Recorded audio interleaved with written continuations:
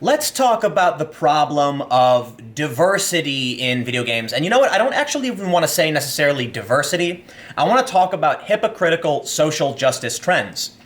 This is supposedly the leaked cover art for the new Far Cry game, Far Cry New Dawn. It depicts two women who are presumably black, maybe some kind of mixed race. I'm not entirely sure. I'm not going to assume their race. And they've got a white guy strapped to looks like a cab, and they're holding a crossbow and a pistol.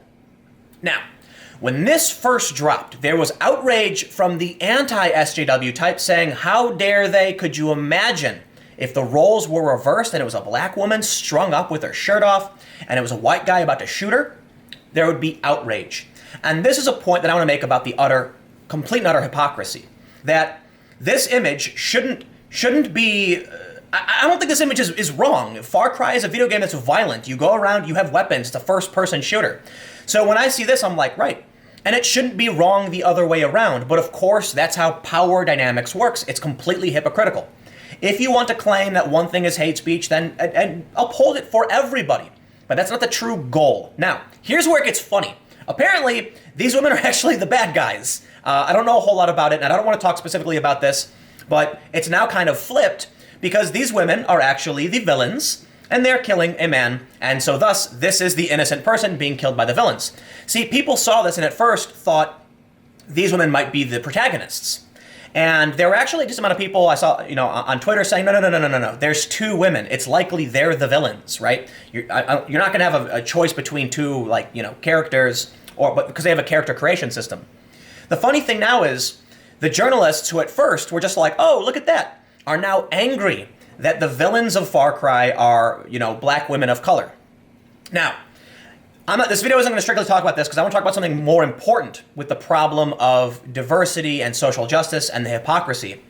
This I wanted to highlight because you can see that you have to wait to understand things, right? When this first dropped, people were like, could you imagine if these roles were reversed? Social justice. No, hold on.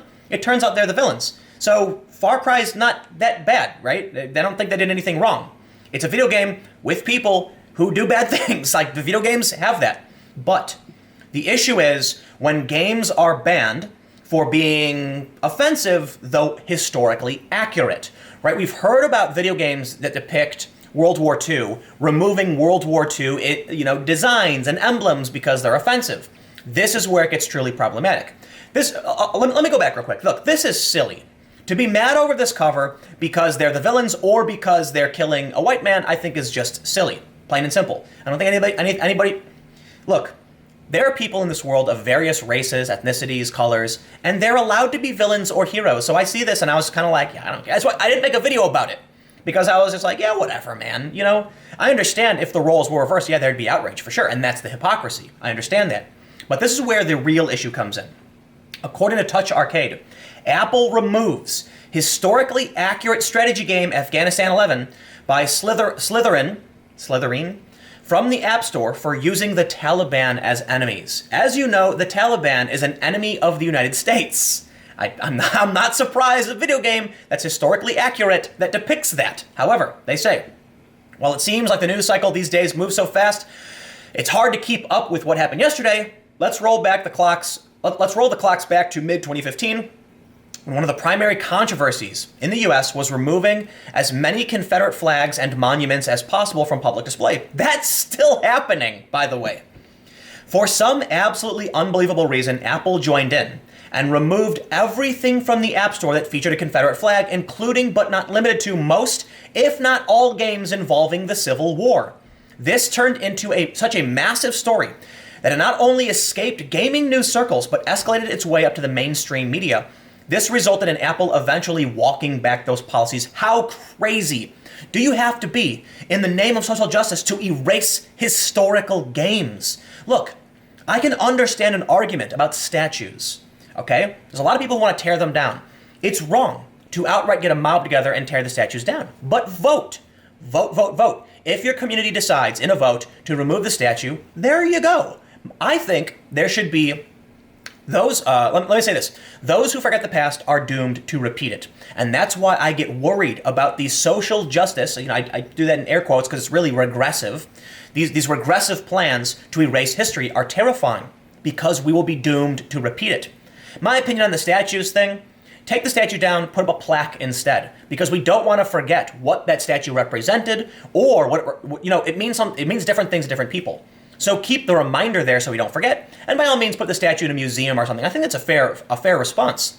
Look, if you think statues should come down, by all means argue it. If you win in a vote, I'm okay with it. And by all means, vote to keep them. My point is just that we don't want to forget history. And when we see these actions, banning a game because they use the Taliban, that's literally happening right now.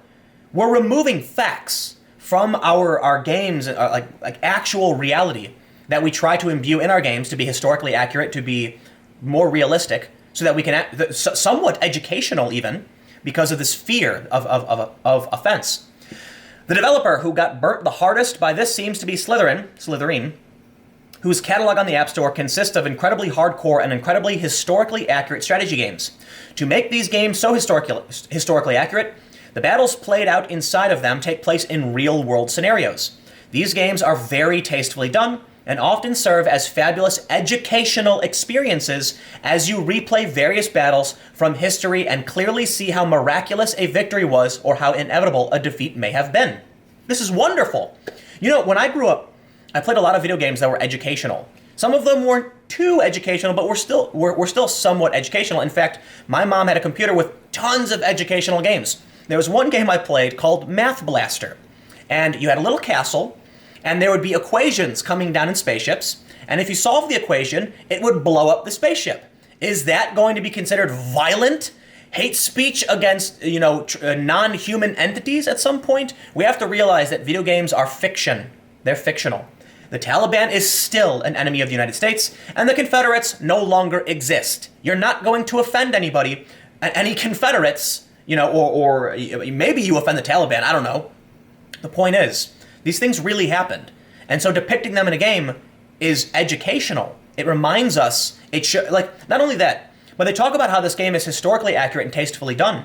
This can be extremely educational for Americans who don't understand what's going on with foreign policy. And they remove these games for this weird puritanical nonsense. This is the true problem. I'm going to reiterate, this is not the problem. This is surface level bickering about why one person is one color over another.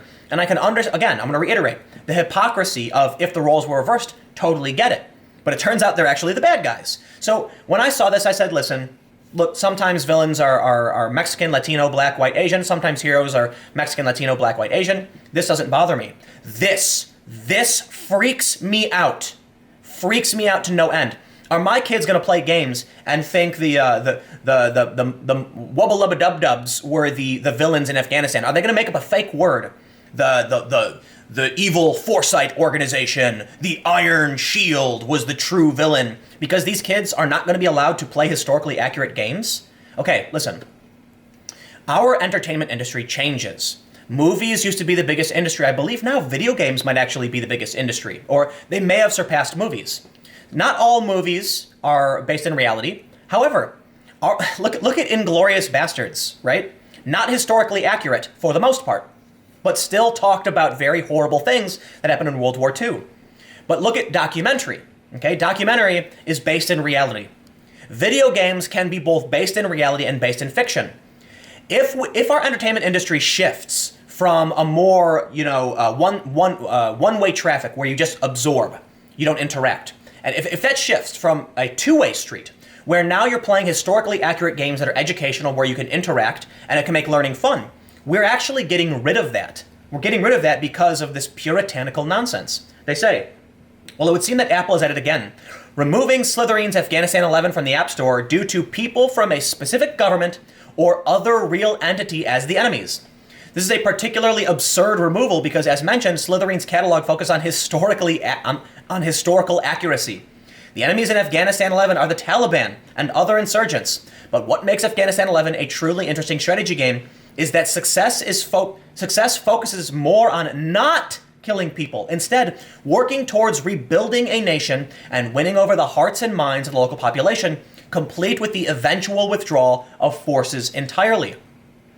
It also features 18 different campaign battles, recreating actual operations that took place in real life, like the raid that ultimately led to the capture of bin Laden. Again, like all Slitherine titles, these scenarios are all tastefully executed with an extreme focus on historical accuracy.